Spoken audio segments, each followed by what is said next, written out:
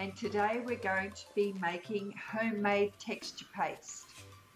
This is really easy to make, and what I use it for is to cover things like this. I'm going to be doing a mixed media design on this paintbrush container.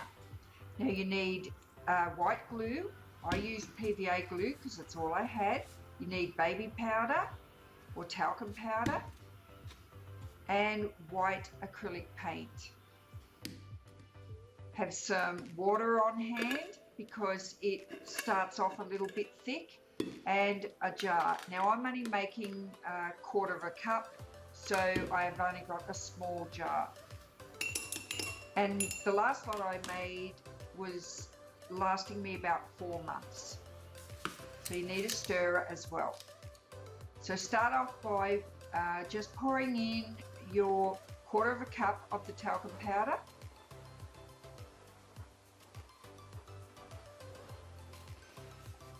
And put that in the jar.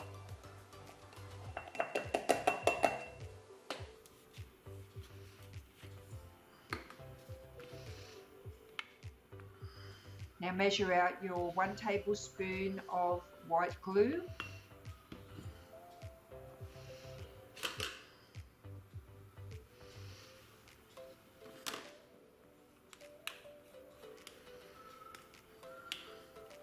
And add that to the talcum powder.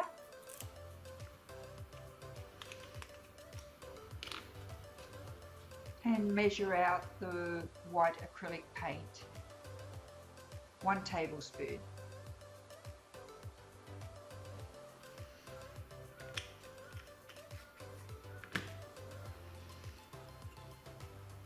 Pop that in the mixture.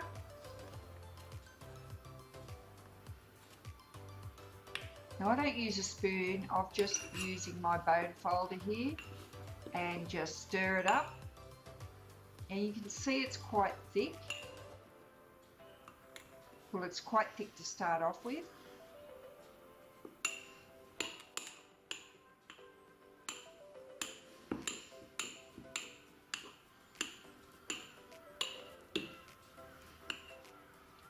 And you can see why I don't use a spoon. It is a really good tip to use your bone folder. Now I've got it stirred all through. Just add a little bit of water at a time.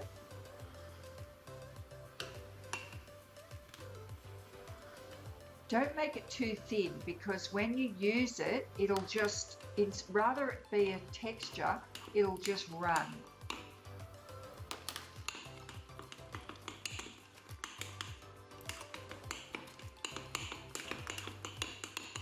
I'll do a demo in a minute and show you what it's like using it with a stencil.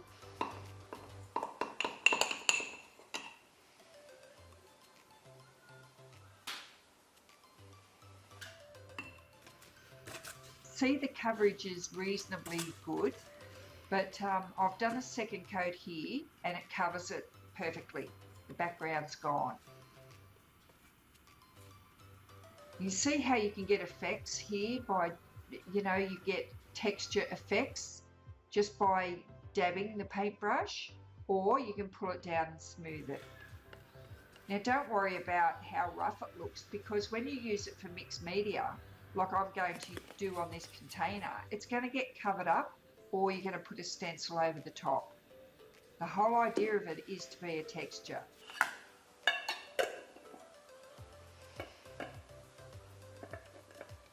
Now you can see here, if you need to make an adjustment, you either add more powder or more water. So you don't have to use a paintbrush to put it on whatever you're doing. You can use a credit card or what are those little things called? I can't think of it. Palette knife, that's what I was looking for. But anyway, I'm just showing you here.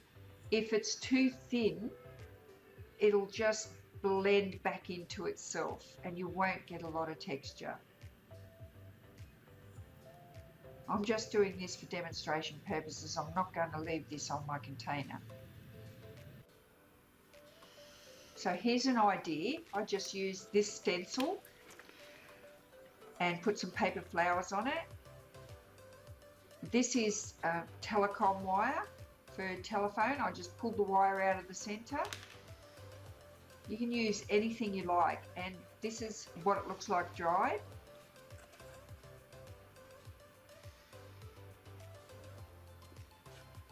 This is the second stencil technique. For this container, the smaller stencils work better. I have thickened this paste a little bit now. I added a bit more powder.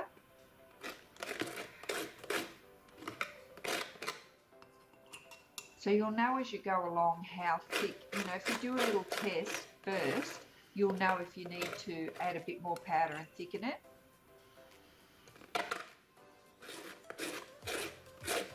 You don't have to cover the whole stencil. You can do just little bits like this.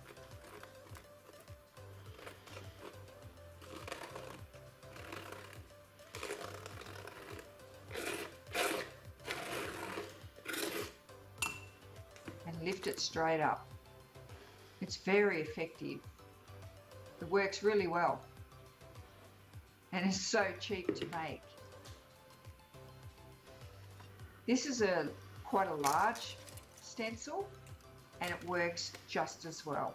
If this was too thin, this stencil would not work. So you've got to have a reasonably thick texture paste. Same sort of thing, just smooth it out with the palette knife. You'll notice at the top there I've got a bit of a line. Don't worry about that, that all adds to the mixed media look. Lift it straight up, and this one turned out pretty good. So you just set that up to dry.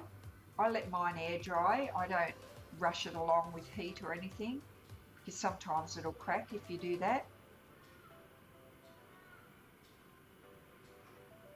So I'm pretty happy with the homemade product.